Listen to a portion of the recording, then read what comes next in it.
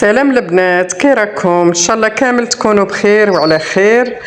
اليوم جبت لكم المسمن. راني دايره الوصفه من قبل البنات، راهي هنا في القناه. جبت لكم المسمن، راني دايره لكم الكاري، جبت لكم كيف نديرو مدور. حنا في منطقتنا يعني مشهورين بالخبيز نديروه مدور. شوفوا جا واحد المسمن روعه روعه روعه. نبداو بالعجينه. العجينه درت فيها 3 كيلات سميد كيما راكم تشوفوا، وغرفيه تاع فرينه، يعني 3 كيلات سميد وكيله فرينه، ومغرف كبيره ملح ومغرف كبيره سكر. هنا درت انايا مقادير، يعني درت بزاف كونتيتي كبيره. جبت غرفيه تاع ما، خلطت هذاك الملح والسكر ونلم عجينتي كيما راكم تشوفوا بهذه الطريقه. نزيدوا الغرفيه الزوجه. نعطيكم العبرنيشه شحال تدينا ما. هكا درت الغرفيه الزوجه،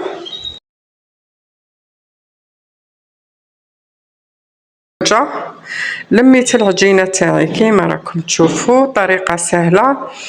هنا ما نشرحين ندلكوها بزاف. نديرو ديك الطريقه تاع الساشي. بعد ما لميت عجينتي شمخت شويه الساشي من الداخل ودرتها في باسيله فيها الماء دافي، ونحركوها مره على مره، نخليها واحد النص ساعه ونخرجها كيما راكم تشوفوا. دبستها بالخف، ديتها وجبتها. ست العجينه مطلوقه كيما راكم تشوفوا، ما زدتلهاش الماء. انا السميد تاعي هنا ما يبغيش الماء، على حساب السميد اللي عندكم. وبديت ندير انا هنايا لوست هذيك العجينه اللوزات صغار كيما راكم تشوفوا البنات، ودرت 5 حبات في كل خبزه تاع مسمن.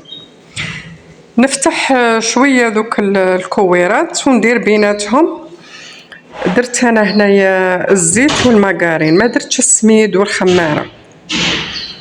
يعني كلش راه يبان في لا فيديو. الخبيز هذا سهل، حنا في منطقتنا نقولوا له الخبيز تشيرات. نفتحو بالوحده، نديرو بيناتهم شويه ماغارين مخلط بالزيت حتى نديرو 5 كويرات مع بعض، ونفتحوهم ضربه واحده على شكل خبزه. نبازو على الحواشي، نرقو دوك الحواشي البنات ونديرو في الطاجين، ويجينا المسمن تاعنا مورق. الله الله عليه. كي ديروها في الطاجين غير شويه هكا، رشوها بحاجه قليله بالزيت، ولا بغيتو بالماغارين ولا زبده، نتوما واش عندكم. وبقيت هكا حتى كملت كاع العجين اللي عندي.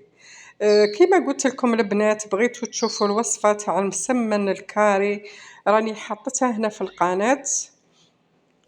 نفس يعني العجينه كيما شفتوا. انا درت السميد اكثر من الفرينه باش المسمن تاعنا كي يقعد ولا يصبح، يعني ما يجيش يتعلك ويجي شتو تاع الفرينه كي يجي داير.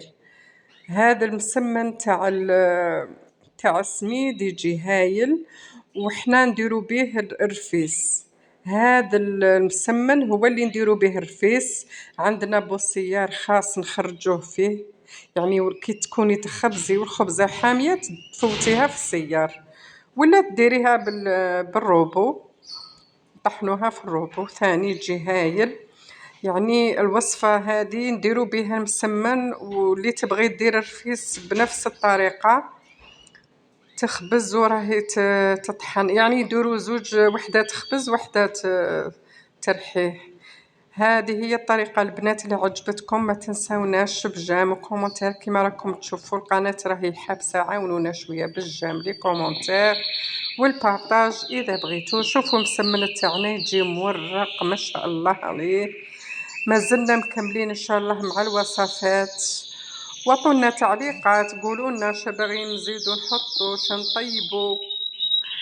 هذا هو المسمن، راه سخون وراني نقطع فيه كيما راكم تشوفوا. نقسم لكم حبه تشوفوا التوراق لداخل.